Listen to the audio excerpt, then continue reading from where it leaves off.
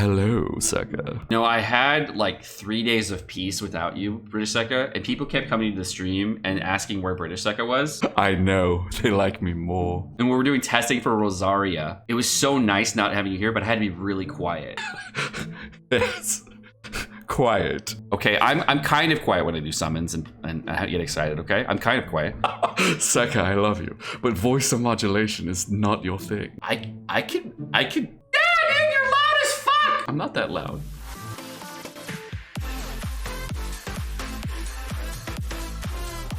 Okay. 3 disclaimers in this video. First, this is only going to be for Rosaria. Second, this tier list in general is not going to be ranked in any specific order for the weapons within the tiers. And third, this is based on about 1 to 2 days of testing on different builds, different strategies with Rosaria, different constellations I've tried. I've also tested with a bunch of different things for different weapons and had different experiences with a lot of different pieces. So based on all my experience, as well as some YouTube things, as well as some math that we did prior to.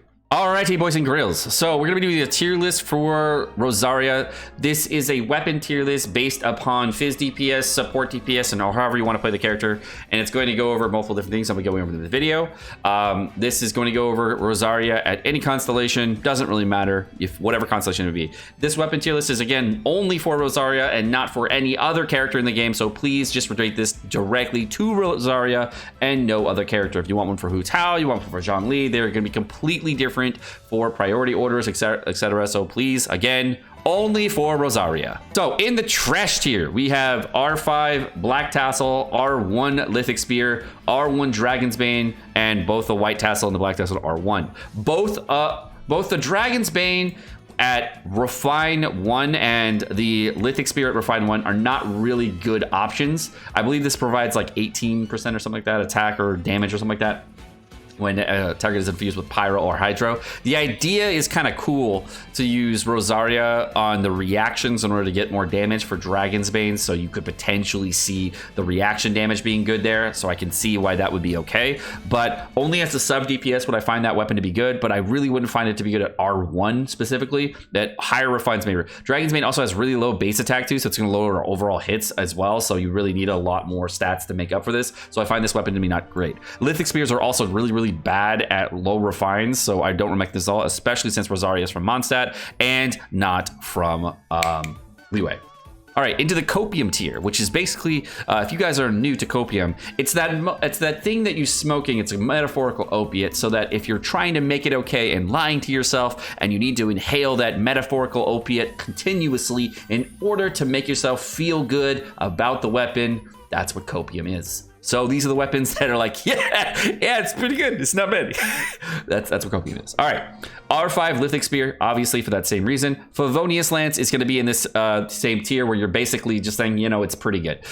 Prototype Star Glitter at both Refine 1 and Refine 5, just not a great weapon. It's not the best because it can work on Rosaria, but you're just trying to make it work for an energy recharge main stat.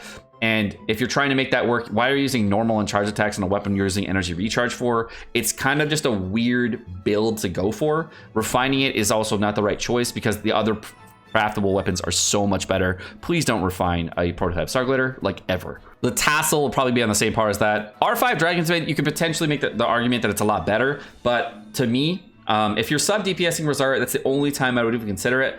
And it's better weapon on Hu Tao, a better weapon on Zhang Ling. This weapon is not really the best weapon I would use for Rosaria. I try to go for other weapons because you're just not gonna have a good time. The last weapon here that you're probably going to talk about is going to be Dragon's Bane and Royal Spear. Royal Spear at Refine 1 is not super great. Refine 5 potentially could be okay, but like Refine 1, not so much because it's only going to provide an 8% crit rate per stack, and she has a really low attack speed, so probably not the best, but you do get a significant amount of hits in the meantime.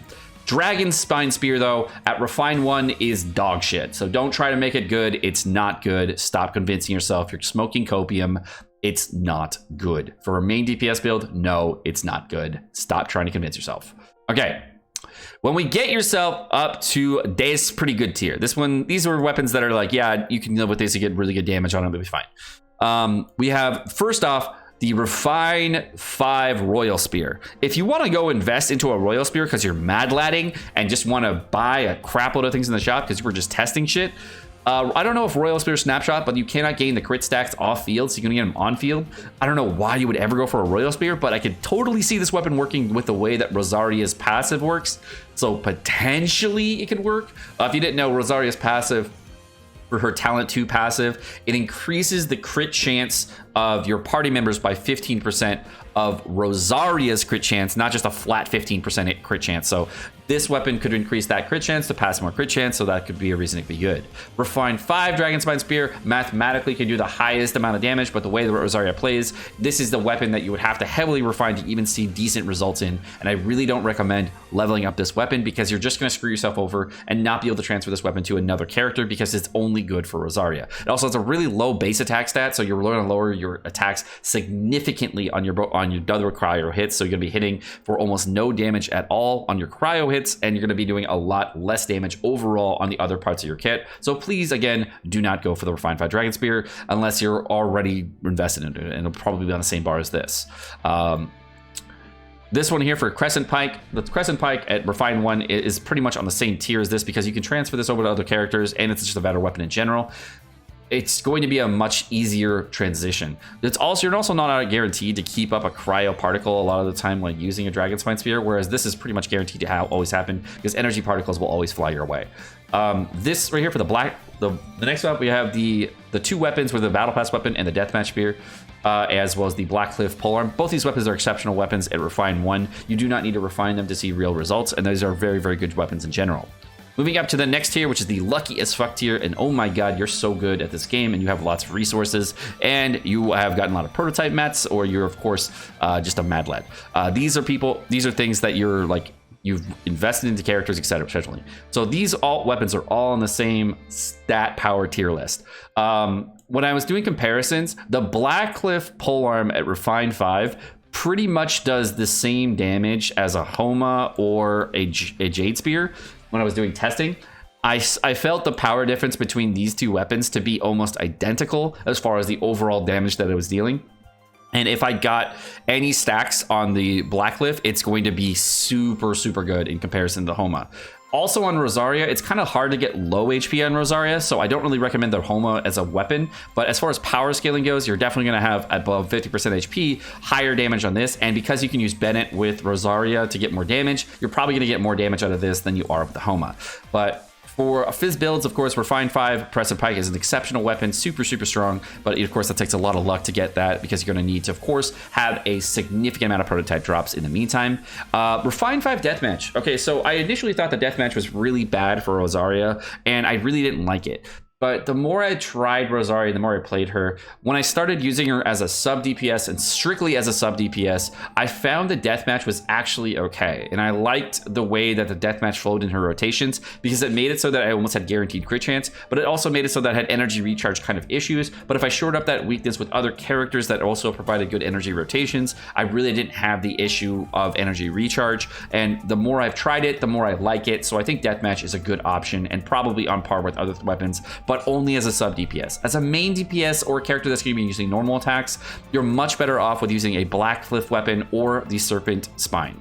Now, the Skyward Spine, however, is one of the most exceptional weapons in the entire game for Rosaria, and I really like this weapon, but very few players are going to have this weapon at Refine 5, and at Refine 1, it's going to give you that 12% attack speed bump that you really nice, and at Refine 5, the only thing the difference between the two is you get a bigger proc hit in the meantime while you're doing every 2 seconds when you're attacking with Rosaria, and the other thing that you get is you get more crit chance. So it goes from 8% crit chance at Refine 1 to 16% at Refine 5. So because that crit chance kind of gets bumped up, you're going to see a huge difference. Well, let's be real. You're not going to see a huge difference at all between 8 and 16% crit chance, but the huge difference between the proc damage, but that's about it.